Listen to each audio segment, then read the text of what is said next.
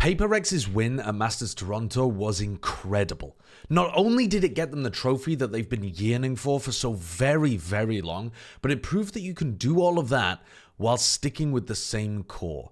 There are still 3 core players, Devi, Forsaken, and Jing, that got to a Grand Finals for the first time in Masters Copenhagen for PRX. Through deep tournament runs and spectacular exits, they've stuck together to see the job through, with Alex coaching the whole way. But it also showcases that sometimes small roster moves are necessary and can unlock everything, even if the change isn't immediately obvious from the outside. The addition of Patman over Mindfreak didn't seem to address a specific issue, but it affected the entire way the team played, no matter which role Patman ended up on. A roster move's cascading effects inside the team can be unpredictable, but often that can be to their credit. And speaking of unpredictable, it's another example of a global performance that does not track one-to-one onto domestic results. 2025 was probably the worst that we've ever seen PRX play in Pacific. They didn't make Bangkok early on in the year. They barely scraped into playoffs, and then they qualified in the lowest seed possible, 3rd seed, for Toronto. But once they got that train running and the momentum behind them, they were unstoppable, and they made it all the way to the finish line. Now, I'm a self-professed hater, okay? You know it. I was rooting against them because they're no longer the chasers anymore. They're not that team that when they walk onto stage, you root for them as the underdogs fighting for that elusive trophy.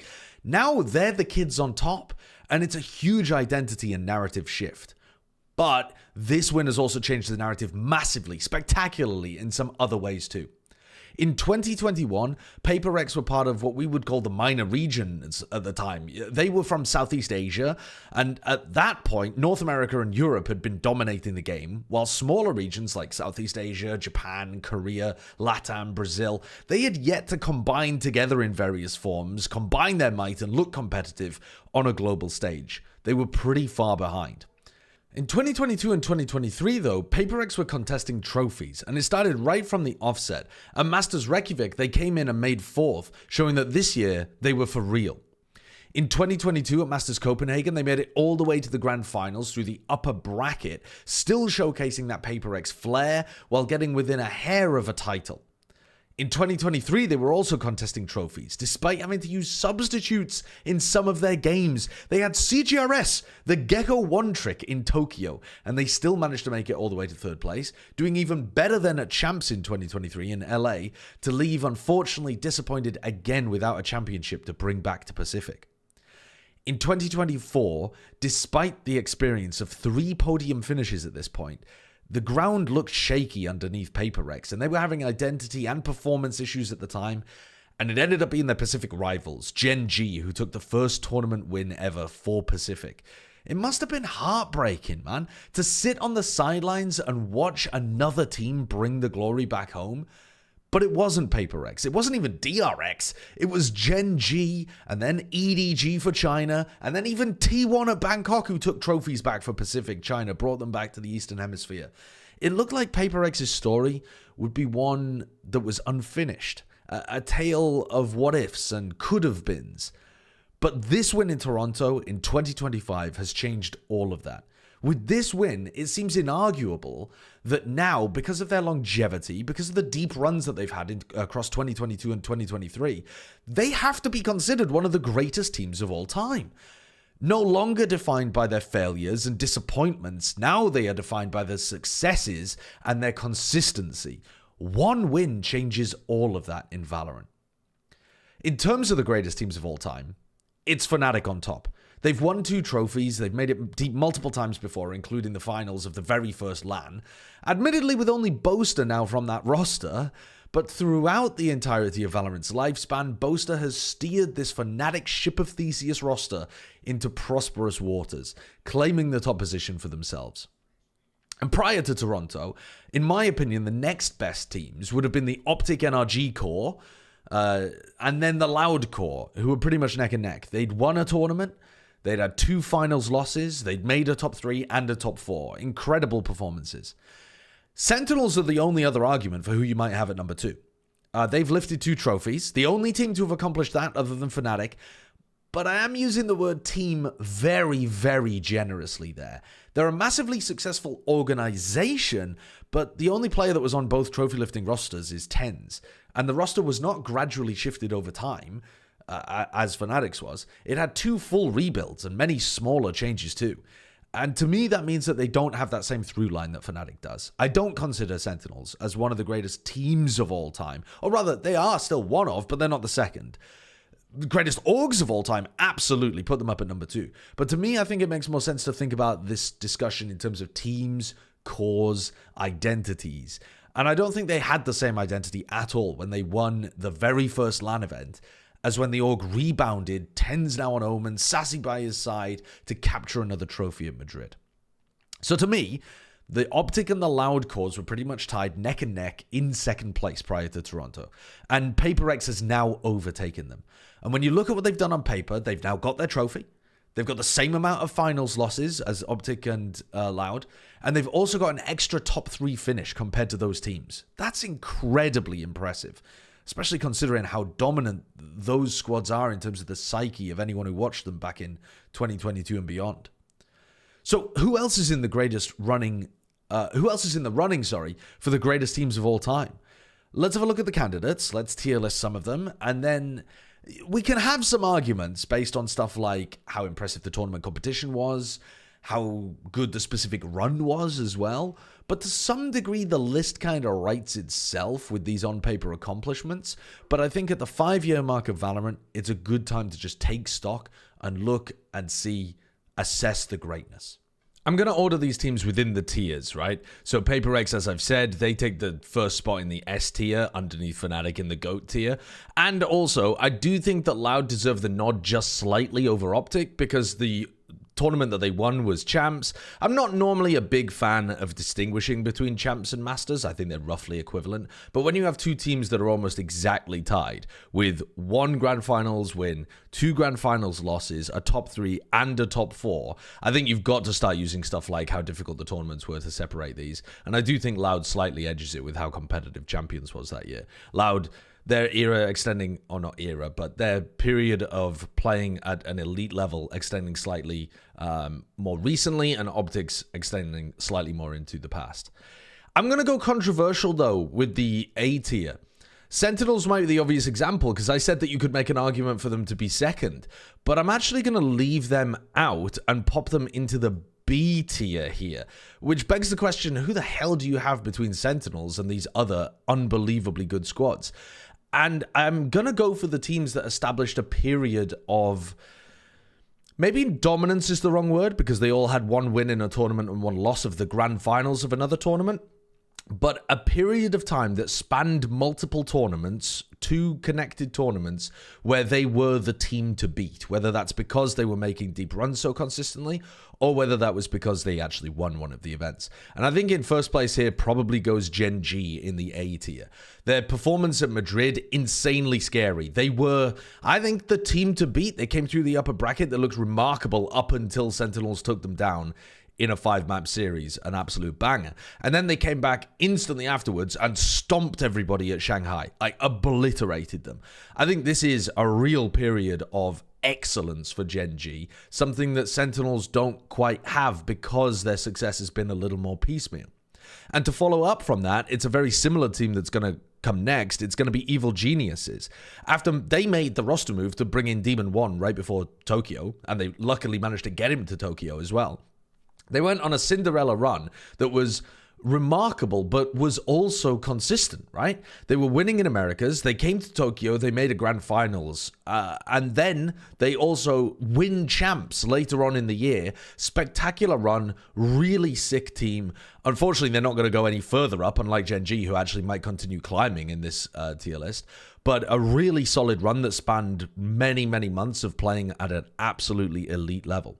And then I think you've got to give the nod to Gambit here too, because for their win in Masters Berlin, like even before Masters Berlin, they were still a very good team too. But at Masters Berlin, the incredible way in which they played their defense sides in particular and changed the way that people thought about defense, winning the tournament, changing the way people thought about Sentinel with Nats coming in and playing that.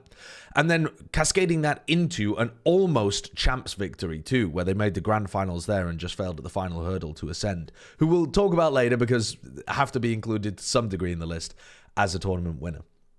But I think all three of these teams, because they had that era of being the team to beat that didn't just span one tournament, but it actually spanned two tournaments and the gap in between them as well, like a roughly 6-month kind of period. I think that edges out for me Sentinels, who, if you follow my logic of not giving them only giving them the credit for one of their tournament wins, right? Because you have to pick a team. Is it the Shazam team or is it the like Zek and Zelsis team? And whichever one of those you pick, they didn't actually have a period of being the team to beat that lasted more than a single tournament. They did upswing again, though, for champions in 2024 and ended up with a top 4 finish there, which I think is remarkable, like super impressive. And that's why they're in the B tier above the other squads that we're going to talk about in a moment. And the other squads that have won something really notable, EDG, obviously, like they have to make a list like this because of their champs victory and because they've actually finished 5th to 6th 3 times now in tournaments too. You know, their DRX, if DRX had also won a champions, which of course always eluded them, but we do still have DRX to take a look at later on. EDG, though, I think just can't quite crack into the upper tier because they haven't had a period of being the team to beat kind of at all. Their period of being the best team in the world was at the very end of a season to win champs. It was an unexpected run at that as well because it was right after they added Simon, and they couldn't follow that up in Bangkok and didn't even make Toronto, actually. So it looked, you know, now there's roster instability. It doesn't look like this team... Listen, they could rebound, they could perform really well at champs in 2025, and they could rocket up this list. Winning multiple champs would be outrageous in terms of their upward mobility. But for now, I think they've got to stick at the C tier, in my opinion. The team that's going to join them, and you might be a bit mad about this one, but I think there's real justification for it, is FPX. Now, is the tournament that they won, Copenhagen, comparable to champs? Not really, right? It did have some phenomenally difficult teams to try to beat.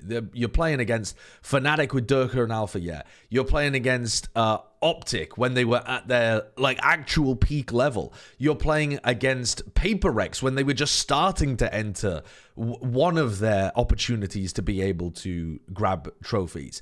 So FPX, amazing run all the way through the lower bracket, but yes, a slightly less prestigious tournament. But what you've also got to remember with FPX is that they made a top 4 at another event, and they were the favorites to win the prior event too at Reykjavik, but they were unable to attend due to visa issues. They absolutely smoked EMEA while EMEA was the best region at the time. So I'm not giving them necessarily credit for that, but I am saying it's a like serious what if for this squad. And I think already winning a Masters and placing top 4 gets you into this C tier, but behind EDG. In the D tier, though, because I think there aren't really any other teams that have, done that where they win something and also go deep in another tournament. We're looking at our teams that have been kind of one-and-dones, the one-pump chumps. And I think T1 get the edge over Ascend for me. These are the two teams that have gone in, won something, and to be honest with you, kind of faded away. It's too early to say that perhaps for T1 because they could still resurge at champions. But as where we stand right now, about to enter stage 2 of 2025, this is a team that looks like a bit of a flash in the pan performance happened at Bangkok. The stars aligned, everything worked. Despite the roster instability and the craziness going on behind the scenes, they were able to put it together to an incredible run. And I think the story is somewhat similar for Ascend. You know, they kind of flamed out afterwards. Their team disbanded. They weren't able to keep the pieces together. That's a common story that we've seen before with EG, for example. Also afterwards with EG, for example. But Ascend also were not the favorites to win the tournament. They weren't expected to win the tournament. They nearly didn't make it to win the tournament. There was like craziness around, Vivo Keyed using a Cypher bug, and Ascend got awarded 7 rounds. One of the most bizarre rulings we've ever had in a big tournament, along with the turret bug. But I think that these two teams, they deserve a spot on a list like this. Ascend obviously can't go anywhere. T1 could go further up, but no further than the D tier. In the E tier, though, of greatest teams, of all time, I think you've got to put the ones that never did it. Obviously, those are the only three that we have left. But I think the team for me that takes the edge at the moment is Heretics, because they have 2 Grand Finals appearances and 2 Grand Finals losses. Their Grand Finals appearance against Gen G at Shanghai, in which they were playing with Woot and going on a spectacular run with Paddytech coming in to sub in instead of Miniboo. And then you look at what they did following up from that in Champions, where they made another incredibly deep run. If either of those final matches had gone their way, they get talked about in a very different manner. But that's the same story as PRX. Heretics are now that team that are chasing the trophy, that have never quite done it. And the story's somewhat similar, but without as many also top 3, top 4 kind of runs. Following on from that, I think you've got to give the nod to G2. This is a team that, if you also take into account what they did while they were the Guard, because it is the same core, have been to multiple international events for quite a while now. But in terms of deep runs, they've made a top 4. They've made a top 3 result as well, if you think back to 2024.